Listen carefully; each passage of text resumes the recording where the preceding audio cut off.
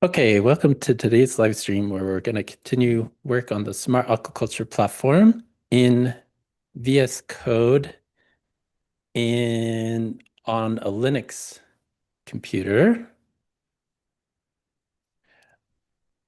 We are also presenting the Smart Aquaculture platform at the Red Hat Summit. So if you want to learn more, be sure to go to computate.org and check out the Vibe Code, a data-driven website with generative AI for smart aquaculture and Red Hat OpenShift AI at the Red Hat Summit, May 20th, 2025 in Boston, Massachusetts. So that is coming up in a week and a half. So exciting. Definitely check it out if you're at the Red Hat Summit. I'll be speaking with Dwayne Branch and Jarvis Green. And Jarvis Green, the famous Patriots Super Bowl champion, and Dwayne, our researcher in smart aquaculture. And I'll be giving you all the technical details and helping with that workshop, helping to run that workshop. And there will be lots of good information about what's going on in the smart aquaculture community and the issues that we need to address with technology during that event. And also, yeah, stay tuned for a lot more. So let's dive into some code. I'm going to make sure that I'm connected to my OpenShift local environment here. So if I do CRC start, you can see I have a local OpenShift cluster running on a virtual machine, and I'm going to connect to it with my admin credentials. And now I'm good to go with some software development. So let me close some stuff here, including those buttons, and close all this stuff here. And I want to make sure that my code watching tools are running. So this is, if I press Control C, this is the Computate platform, which sets up a systemd service here in Linux to watch the Smart Aquaculture project for changes to files or new files created. Oh, sorry, so that's just watching the logs. If I do systemctl -- user status, watch smart aquaculture. There it is. It says this service is running and it's watching the code and it's got the logs as well. But I can access the logs with journalctl -f -- user -unit watch -smart -aquaculture. And I want to create a new data model. So I go into my code into Smart Aquaculture and source main Java or computate Smart Aquaculture model fireware. Okay, so here we have automatically created these existing smart data models from fireware smart data models. They are found at github.com/computate-org/ oh no, sorry, they're found at github.com/smart data models. And here they are. And we're using the ones in Smart Agri-Food, Aquaculture right here. So feeder, feeding operation, and fish population, as well as a separate one called Crowdflow Observed. But we've implemented those as models here automatically with our AI. And now we're going to create a new one. So let me create a new folder for fishing trip. Okay, so that's where we start. And then inside of that, we can create a new Java file called fishingtrip.java. And This is just an empty class, but we're going to take it to the next level. And we're going to compare it to, let's compare it to feeding operation, let's say. So I'm going to put those side by side. Now,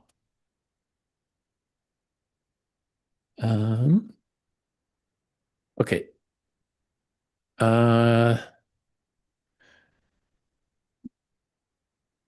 So I'm going to make it similar to this. We have some code comments here that generate code for us, but the first important step is we need to extend a class that doesn't exist yet. That sounds really weird, but let me show you what it does. I'm also going to import base model here. So there's this base model, which means that this class, the data for this class is going to be stored in the database as well as the search engine, but we import that class and then we say extends fishing trip GEN, which stands for generated. And then we use some Java generics, and here's the powerful feature. We leverage a powerful feature of Java to also make it extend base model. And if I save this file, you notice that my code watcher already knows about this fishing trip class because it logs something, fishing trip touched. And now if I save this again, it's going to do it again. I'm going to be right back.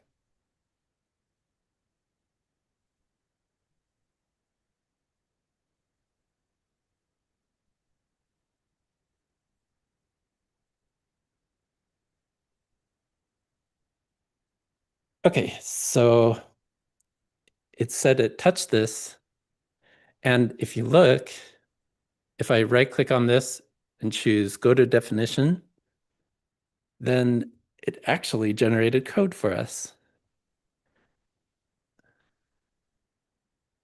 And this code is set up to be a base model. So it created a generated class, and this generated class extends base model. So that's how it worked under the hood. And it set up this class to asynchronously initialize itself. So that's what this promise deep fishing trip method is. So we can start adding fields to this data model, or yeah, we're going to add our first field. So I don't think that name is the right data model we're going for. I think it should be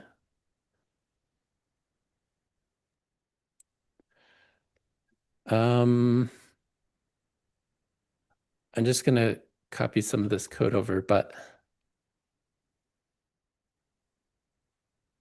we're going to create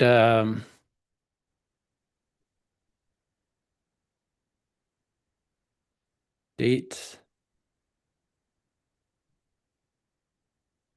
started or date left or departure date. And then we'll make this a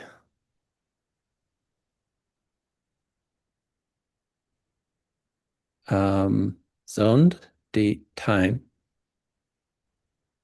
And we'll import zone date time. Actually, we're going to import this wrap class first.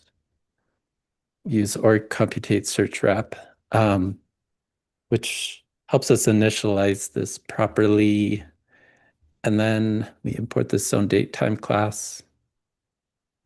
And doc values true means we're storing this in the search engine with doc values, which are filterable and facetable, and the most useful type of small data storage in the search engine. We're also persisting these values in the database. And we give this a display name of departure date. And we describe this as the date and time the fishing trip departed. And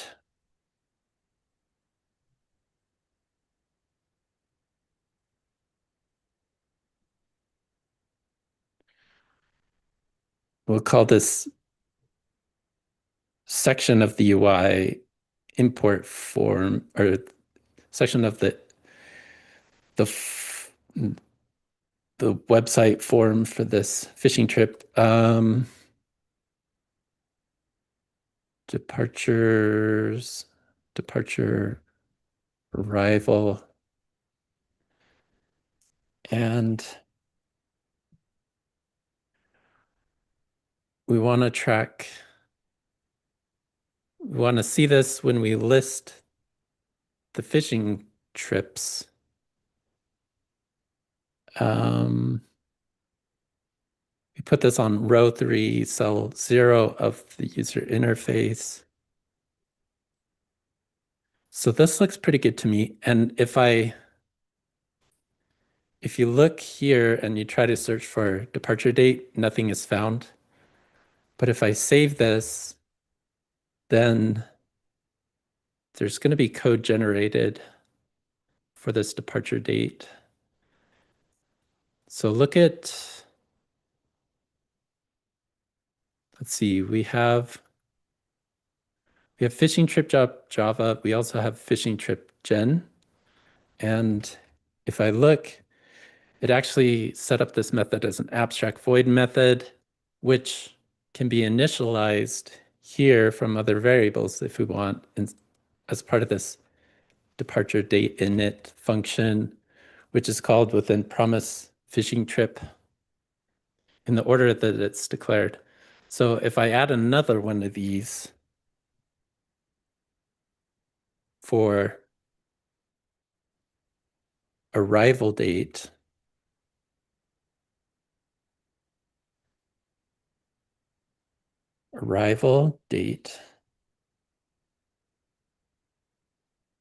the date and time the fishing trip returned. And we don't need to open a new section for this, so I'm going to delete that. We'll make this column 2, row 3, cell 1. And we want facets so that we can filter and get information about when people have arrived. So then I save this, and it's gonna create another line here. Oh, actually, multiple values encountered for non-multi-valued field.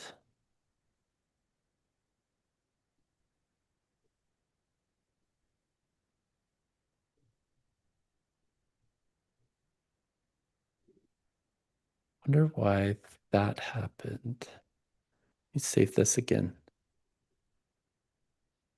Departure date, arrival date.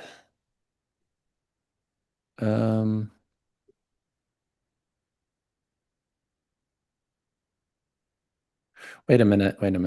Oh, okay. Here's the problem. I declared both of these to be the name of this fishing trip, but that is not accurate. So what we need to do is create a field for the identifier of this fishing trip, which will probably just be the public key. So let me do this. So I go and I override this underscore PK method, and I add a code comment for var ID true. And this is going to make the primary key field be the identifier, the unique identifier for this model. Because no fisherman is going to going to give their fishing trip a name. But when it's created, we could automatically set the created date to be the departure date. So watch this. We do w.o, and this base model already has a created zone date time. So we set that there to be the default value. We pass it to this, we wrap an object. So w.o stands for wrap object. And this is going to be initialized as the value as part of this initialization code here. Let's go here. So this is called here. So when the class is initialized and indexed in the search engine, it calls this initialization method, which calls this, which if the wrap contains an object, if it's present, then it calls the setter for departure date and populates that value there. And then that data will get stored in the search engine. That's kind of how the code works. And it's simple to do it like that. You could technically just call set departure date, but this is a little more flexible where during initialization time, if the data comes from the database, it'll get set. Anyway, we're just going to do it like that. And then I think we need some kind of a name, and I got to wrap up in 5 minutes, but let's see. Oh, the description field, that would be interesting so that they can describe this thing.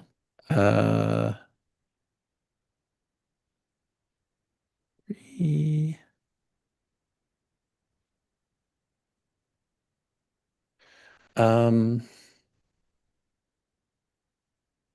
Fishing trip. And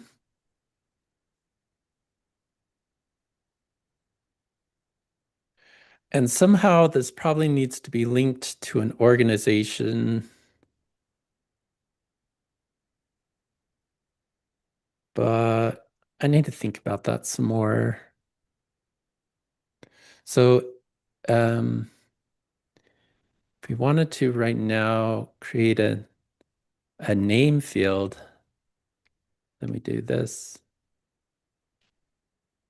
Name.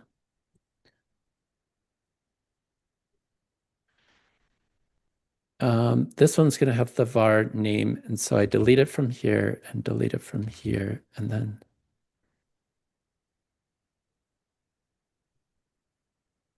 the name of this fishing trip. And this opens up a new row in the UI for name and description. And we do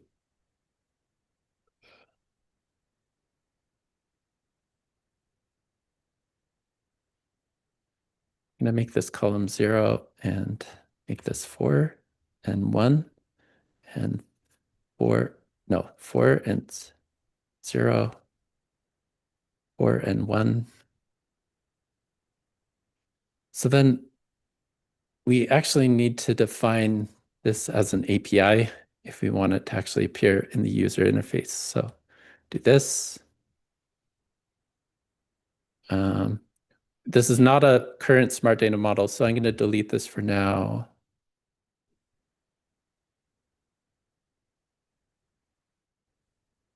And we're going to make this order 5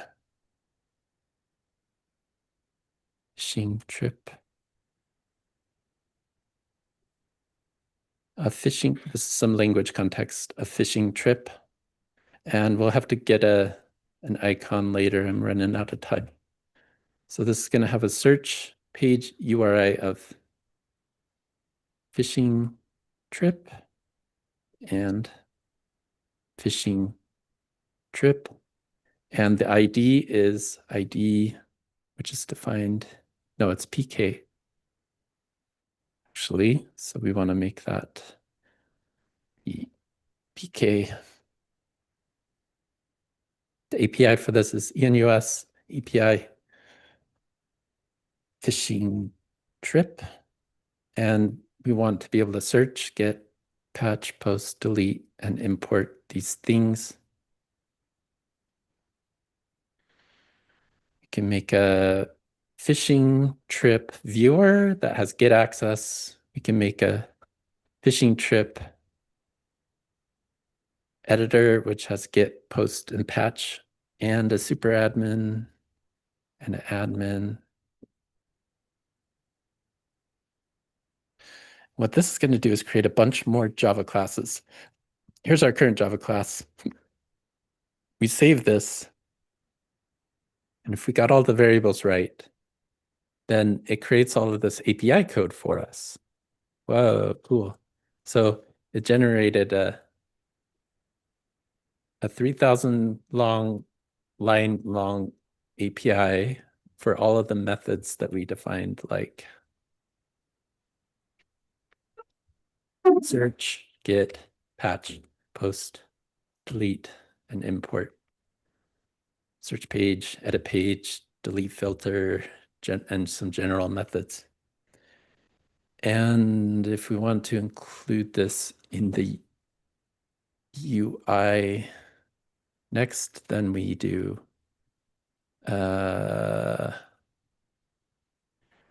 we need to rebuild Smart Aquaculture API.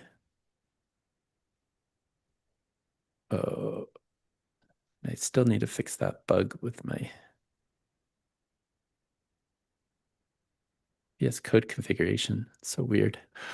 Actually, we need to do a Maven clean install.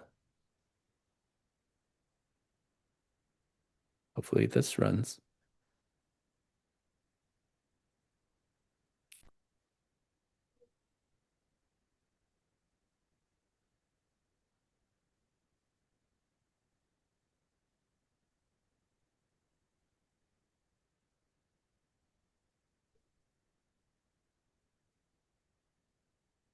Oh no, long cannot be converted.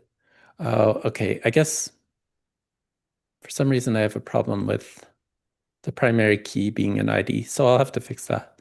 And that's all the time I have, but we'll continue this later. So thanks for watching.